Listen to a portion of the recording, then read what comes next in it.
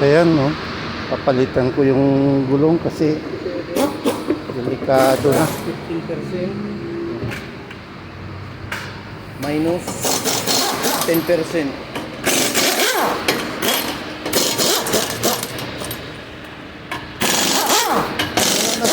Dito ng kuwan, no? Yung pad, brake pad. Di ba dito ang kabayan? Oh, ito na lang sa reservo. Oh, yan lang. Oo, yan. Kaso tatanggalin yan. Ay, yung mahirap dito, baka mag-crack. Ano mag-crack? Dito sa gilid. Pwede naman sigurong gamitin yun. Maganda pa. Oo. Kasi minsan kasi yung mga lumang gulong, pag Ayan yung sasakyan ko. Yung likod niya papalitan. Dalawang tire sa likod papalitan. Ay, yung sa harapan naman bago pa lang yan. Isang buwan pa lang yan.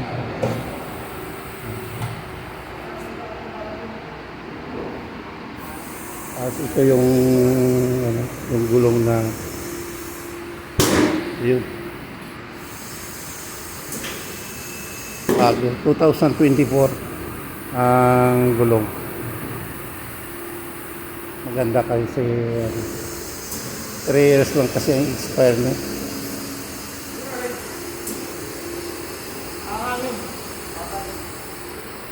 Mga kabayan yung nag-aayos dito. Mga kabayan. Kabayan din. At itong nag-aayos ito mga kabayan.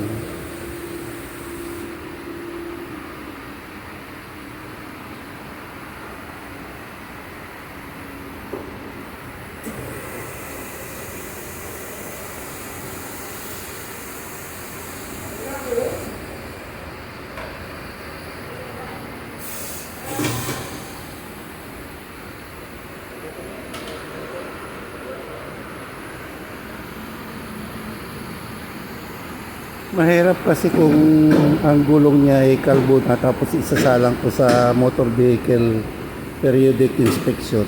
Baka doon pa ako masasabi. Kapag sasabi ka, babalik ka na naman uli. Ang layo nun. Hindi marehistro kapag wala kang certificate ng NDPI. Ay mag-i-expire na ito ngayong December.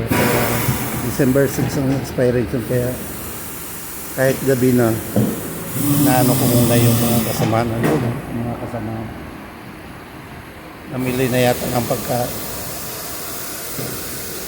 Yan, ito naman binabalance yung galing yun, binabalance yung gulong. Traffic doon, malakas ang traffic doon. Nagkabulbul na nga doon sa sa stoplight. trailer kaya yan? Ha? Sa trailer. Oo. Sa dama. Oh, yun ang problema namin dyan tuwing hapon. Dapat mag-track ban sila ng 2 hours. Nahabak pa naman yan ng trailer.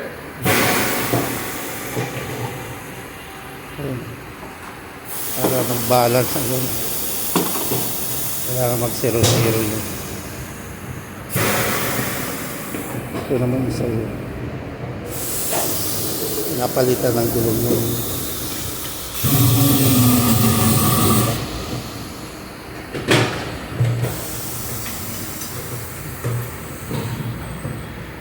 Mabilis lang dito kasi may mga equipment ng hindi lagay sa atin na manual.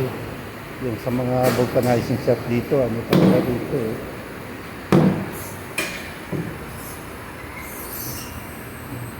Dito naman yung car wash.